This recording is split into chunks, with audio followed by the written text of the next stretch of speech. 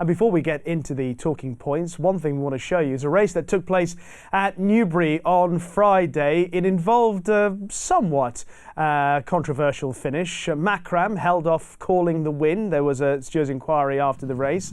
Macram in the blue with James Doyle calling the win just in behind the horse with the white face.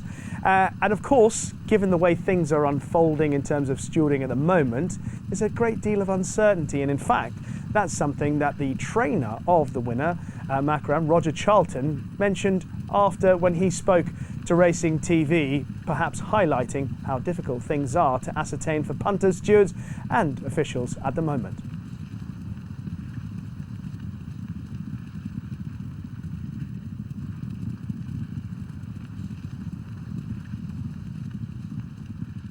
The stewards probably had a better view of it than I did. I just thought I was surprised there was a stewards inquiry.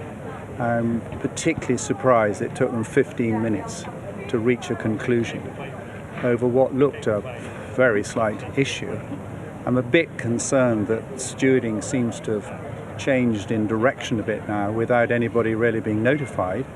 We've had several incidents. Foss-Lass, there were two. Goodwood was another pretty outrageous decision, I thought. I think that, you know, the punters need to know about what's going on. I mean, okay, Macram was favourite, but if he'd been thrown out there, a whole lot of punters out there are going to start losing confidence in the system. That means the stewarding as well. So I think they need to clarify things a bit. I think if there'd been a fault there and I haven't seen a thing, then, you know, the jockey can get penalised. But actually to throw that horse out or to contemplate throwing it out seemed to me to be a pretty strong opinion. But, you know, maybe I'm wrong. Maybe they say they're consistent. They say that they haven't changed the rules and regulations. But I think the important thing is that the people that support our racing are confident about what the rules are and what's going to happen. I mean, if you exaggerate it and you throw a horse out every second day, it's not doing anybody any favours.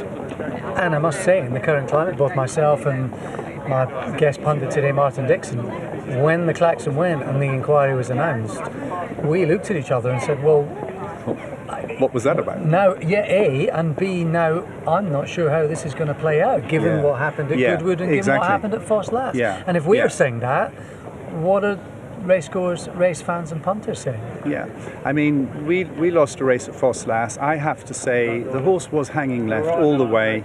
Trevor Whelan pulled him out, and then he was sort of upsides, and then as he was hitting the front, he lugged left. And I think, although Betfair were suggesting it was 5-1 on, that we kept the race, so the professionals thought we were going to keep the race. When I say professionals, professional punters thought we were going to keep the race. And you know, we lost it, and I, you know, took it on the chin, and I thought, well, it's marginal, it's, you know, 50-50, whatever, and I could understand that. But I couldn't understand this one, I have to say. And that seems to be the major issue, understanding, because of perhaps inconsistencies. Roger Charlton actually says the rules or the directive perhaps seem to have changed when it comes to stewarding in recent times. What are your thoughts, Dave? I'm not sure I really need to add much to what Roger said. I thought he made the case. You're going to have to. I've got 1 minute. To go. Uncertainty is the word, isn't it? We're told there is no change in policy. We're told there been, but there has to be. The incidents at Foss-Lass, the incident at Goodwood, those horses would not have been disqualified this time last year. And all of a sudden they were. That race there at Newbury, I didn't watch that for a second, I think. Here comes the stewards' inquiry. And then I watched the head on, and I thought that's the sort of incident that stewards used to have a look at first, decide should we have an inquiry. No, there's nothing there. It felt like that. And there is this uncertainty now coming into the sport. I mean, there's some high-profile examples. Think back to the Irish Champion Stakes last weekend. The camera angle from behind the field with St Mark's Basilica taking Tarnara wide and wider and wider. And people are saying, well, should there have been the stewards' inquiry there? Yeah. Is there a point at which every race is going to come under this scrutiny? But I think the thing that Roger touched upon, which is really important, is people are beginning to lose faith, beginning to lose confidence. We're not 100% certain what was going on. I mean, you must have presented hundreds of stewards' inquiries over the years. You must have known that this isn't going to get thrown out, or very, very rarely you saw something, think, right, this is in trouble. But my certainty has been shaken by incidents like you've mentioned at Foss-Lass, the two at Foss-Lass, the one at Goodwood. And because we operate seemingly on precedent in terms of determining how the rules are applied, it feels that certainty is no longer there. Do you feel there has been? We're told there hasn't been a change. I feel as a punter, as Roger Charlton has said, as Alex saying, he and Martin Dixon. I'm sure you yourself, you've watched lots of races. Surely you don't have certainty now when you see that there's a Stewards inquiry. None whatsoever. And I just think of the punter. If you back those horses at Foss, you back those horses at Goodwood. Would you be punting in confidence in the future with those decisions that have taken place? Then you see what happens elsewhere on other days. Uncertainty and inconsistency. Uncertainty and inconsistency, the major issues with regards to those particular incidents. Now, we've seen a couple of horses representing Shadwell on the show so far today. Shadwell operating now with cutbacks in terms of numbers and at an elite level. Yeah, we knew this was coming, didn't we? That it couldn't continue at the level it was under Sheikh Hamdan stewardship, but I still think it came as a shock. We don't actually know yet what substantial numbers mean, but I think we can take it. They sold 80 at the July sale. There's going to be an awful lot going to the horses in training sale. We thought that would happen. We took that for granted. The broodmare band would be decreased. That's happening. We thought that would happen, but the yearlings going to the sales.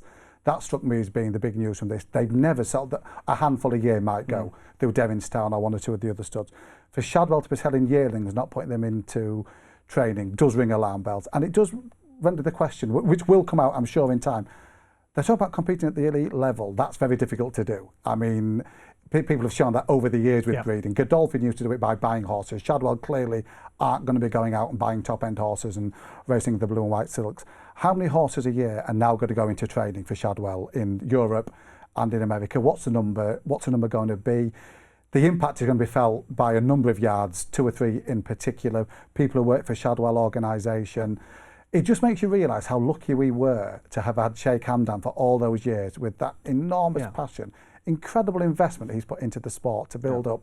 And this process had started while he was still alive. The Australasian, South African arms, they'd been disbanded. There was a big dispersal sale for those. But it's those key questions now. What does 2022 look like for Shadwell in terms of horses in training, older horses and 2-year-olds? And we still don't know how this will affect, obviously, the trainers that currently have a large large numbers supported by Shadwell. Jockeys? Dana O'Neill, Jim Crowley. I mean, there's no one knows at the moment. No, the employees of Shadwell right now are the people who've got the biggest questions, and there must be great uncertainty. I mean, the good news is we will still see the silks on the racecourse, and I hope they do prosper in the future. Yeah, there's a more uncertainty. We talked about stewarding uncertainty, but there's certainly some uncertainty surrounding the future of Shadwell and the individuals that are involved working for them. We know for certain that the career of Altior is at an end, and what a career it has been. 26 starts, 21 wins, well over £1 million in prize money. Where does he rank amongst the all-time 2-mile greats for you? He was wonderful, wasn't he? I'd put him just behind Sprinter. I think the two of them in their peak, Sprinter would have just had a bit too much for Altior, but that 19-race winning streak that he went on, to win at 4 Cheltenham festivals, he's just been tremendous. And I think the thing with Altior, that even in retirement, he was sparking Twitter debate galore, and that was the start of his career, wasn't it? Yeah. Everybody had an opinion on Altior. I know Nick felt it was too soon to pull up stumps, that they said he was fit and healthy in tip-top condition. I mean, Timeform had him running to 162 in the celebration chase at Sandown. That's about 10, 12 pounds below peak Altior. Yeah. Was he capable of bridging that gap? Was there one more hurrah in him? I understand the owner's decision. That one of the saddest sights in sport is the champions that go on too long, and that's in any sport. And to see him beaten at Sandown, to see him beaten at Kempton, that's not the Altior we remember. We remember him surging up that Cheltenham hill, winning that. I mean, that Sky Bet Supreme one was probably the best novice hurdle run in to win and to win 4 times at the festival as well is some achievement. It was, wasn't it? And as we've seen, just to get a horse to the Cheltenham Festival 4 times is one thing, and to be capable of winning Grade 1 races as he did, and it was the way he won it. I always found it a bit like Big Bucks in the Staying Hurdle Division, the flat spot, the moment of worry that you had until he engaged top gear, the way he used to devour the ground up the hill at Cheltenham under Nico, and you thought, well, why did I ever doubt this? I mean, 2 out I thought it was beat, and here he is going 7-8 lengths clear. A wonderful horse, and there are 1 or 2 regrets. There was always the temptation, but they were going to try him up in trip. They did it the one time against Surname at Ascot, which Nicky says is his biggest regret with the horse. It served up a thrilling spectacle, but Nicky does regret that now, and he still had 1 or 2 questions to answer, but we will remember him as a great 2-mile chaser. Remember the 4 Cheltenham wins and that 19-race winning streak. Superb racehorse, Altior, as Dave said. When He went through the flat spot. It was inevitable what was going to happen most of the time with Altior. We wish him a very happy retirement with Mick Fitzgerald. One trainer who is continuing to make waves in France, Francis Henrygraffan. We've seen him come over to the UK. He's got an incredible strike rate when he comes over, and now he's got the patronage of His Highness the Aga Khan. Yeah, he's good, isn't he, Rishi? And this almost felt like a inevitable appointment in that he'd served apprenticeship with Alain Royer-Dupré.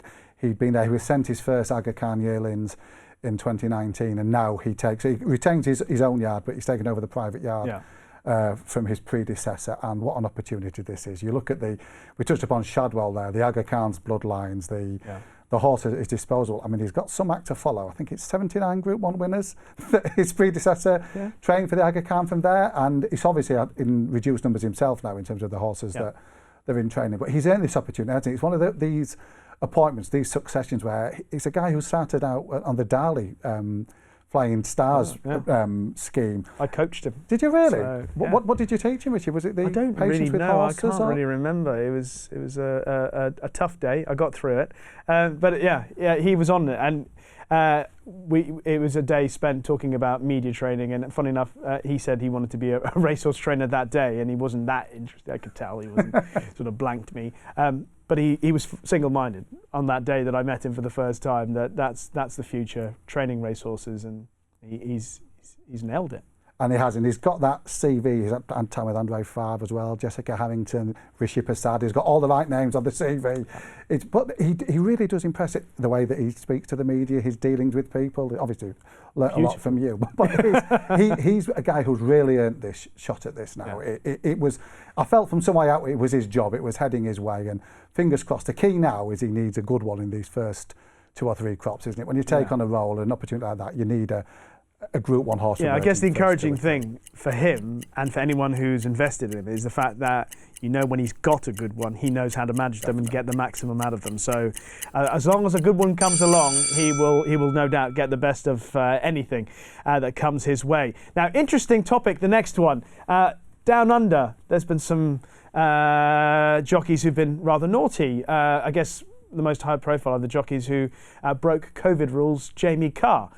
She got a 3-month ban along with other riders for breaking COVID rules, but she picked up 2 extra months.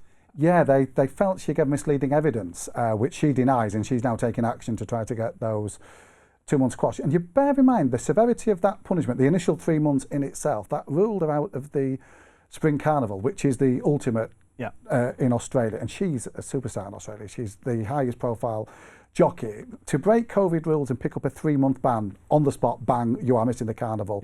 Sent out a clear message. The 2 months on top now, I think she's definitely appealing against, and she's denying she gave misleading evidence. It's clearly a very big story in Australia. Shows how clearly they're taking the COVID I guess protocols. that's one of the things we'll talk about that's worthy of talking about is the severity of bans in other jurisdictions for whatever the offence is, in comparison to some of the offences that jockeys get banned for over here that may be deemed worse offences. Yeah, and I know exactly. We've just seen a young jockey 6-month suspension for a positive cocaine test. Now that's backdated.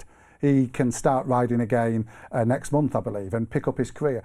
We have got a pathway in the UK for jockeys who've fallen foul of drugs or to come back, re-establish themselves. And to be fair, in this case is with John and Thursday Gosden. He couldn't be in a better place to be brought along. But where do you balance it? A failed drugs test, breaking COVID regulations, once 3 months, once 6 months. I would say that in terms of the drugs offences over this country, 6 months seems to be the standard. It seems to be a 6-month ban for the failed test, and then anything on top from there. So what do you think? Do you think it's harsh? One's harsh, one's... It is a hard one to equate to. I think when it's such different offences, that's it. It's hard to equate what a drugs ban is deserving of a comparison to breaking COVID rules. It's very difficult to compare. Even worse, in terms of bans, suspensions, involved young Tomas Meija, who picked up a 10-year suspension and a $5,000 fine for using an electrical object, a buzzer, as it's known. He won a race, came back. Photographic evidence was presented, and I find this an extraordinary incident because I can't imagine he acted entirely without anyone knowing he was doing this, do you think? But that's the thing, isn't it? And he did seem to hand it to somebody, and it was taken away as he came back in. There's lots of questions to be answered here. I mean, it's a horrible thought that he was there with an implement to give the horse an electric shock, basically. Riding at a track where whip rules are now in place, where it can only be used for safety purposes. They're not allowed to use the whip in a finish. Now, there have been buzzer incidents in America in the past, 2 or 3. They haven't been at tracks with the same stringent whip rules. So it has happened elsewhere when these haven't been in place. But you look at him, it's a 10-year ban, and with a recommendation that he doesn't get his licence back has been put forward. That looks the end of a career. And like you said, there are other questions to answer. Did he really pick that up off his own accord, take it out with him, and use it just off his own back on that one horse, on that one occasion, as just an ad hoc moment of madness? Is that what we're led to believe? I can't imagine. I mean, being cynical, just speculating, I can't imagine that he's just acted in a unilateral manner. I'm guessing that it must have been some sort of collusion along the way. I'm not accusing anyone, but I don't know. I guess the other thing as well is that, considering how important horse welfare is at the moment, you can understand why authorities have come down so hard on it. Without a shadow of a doubt. You think, I mean, it's so important everywhere, but you think in America, what they're going through with horse welfare, for this story to break at a track when they've put the regulations in place to take this anti-whip stance at Monmouth, they've put the things in place where you're not using it for safety, and for this to then happen here, I think the punishment was inevitably going to be very severe. Understandably so. The last topic in this week's Talking Points, it will become increasingly louder, particularly if William Buick can get a bit closer. I think he's about 9 behind once again after Sheen Murphy struck back. But it's still quite interesting because there's still that sliver of hope for Buick. It's really good, isn't it? And it's nice to be talking about jockeys in a positive, but after some of the previous. But this is a really good story, and I'm old enough to remember the Steve Corth and Pat Edvey battle. You think back to Paul Hannigan and Richard Hughes, and these narratives can be so strong through the closing part of the season. Now it's different now. They can only ride at one meeting a day, which I think adds to the drama. They're selecting their ride so carefully. William's got some ground to make up. I just hope it's decided on the racecourse by weight of winners, not in the weighing room punch-up. Not weighing room punch-up, no, or more so a ban or two from somewhere. It would be nice if they were able to get a clear run through and sit out. I mean, O'Sheen's got the momentum, he's got plenty of firepower behind him, but William's not going away, is he? And this mirrors the trainer championship as well. Now, I know that's decided on prize money, not number of winners, but we've got Andrew Balling and Charlie Appleby going toe-to-toe. They're jockeys battling out for the title, and it's really good in that O'Sheen and William, we've got 2 really good jockeys, really. I mean, O'Sheen's wonderful, isn't he, on social media. William talks so well in interviews and everything there. 2 real high-profile guys going toe-for-toe. And it's wonderful when the jockey's title matters. I used to get so bored of seeing jockey. I'm not interested. No, it's not for me. You're absolutely right. Yesterday, when I interviewed William Buick after he won on Solid Stone, and I thought I'd throw a question about the championship, because I guess they're bored sometimes. They get asked about it all the time. But I did say to him, obviously, he'd just beaten Sheen Murphy narrowly, and I said, are you keeping an eye where Sheen Murphy is in every race? And he laughed and he said, yes. Fantastic. It's true, because it means a lot, and it's nice to hear the honesty as opposed to the standard, well, I just want to ride winners and do my thing. I think you could see them both doing some incredible things in the meetings ahead, because they're going to have in-house rides that are very strong, and if they've got the right agents picking the outside ones as well, you could see some very big numbers from those. Charlie Appleby or Andrew Balding will end up as champion trainer, ? I think Appleby, but I don't think there'll be much in it. Okay, well that has been this week's Talking Points. You've heard from the Hurricane Ivor of pundits.